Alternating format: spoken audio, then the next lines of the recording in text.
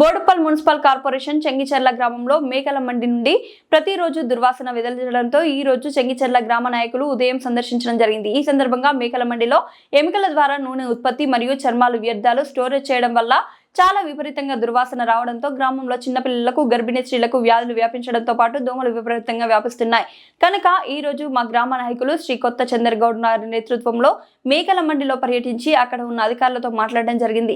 దీనికి స్పందించిన అధికారులు ఒక వారం గడువు కోరారు. ఈ వారం గడువు లోపల వీటిని తొలగించిన ఎడల పెద్ద ఎత్తున గ్రామస్తులతో ముట్టడి కార్యక్రమం నిర్వహించి అన్ని ధ్వంసం చేస్తామని హెచ్చరించడం జరిగింది. ఈ కార్యక్రమంలో చెంగిచెర్ల మాజీ గ్రామ పంచాయతీ సభ్యులు కుర్రి శివశంకర్, కొత్త ప్రభాకర్ గౌడ్, మాజీ కోఆప్షన్ సభ్యులు శ్రీ రంగ బ్రహ్మన్న, కొత్త సుశాంత్, గణేష్ నాయక్, బండారు సాయి, లింగస్వామి, కట్ట జగన్, సోమేష్ మరియు పెద్ద ఎత్తున గ్రామస్తులు పాల్గొన్నారు.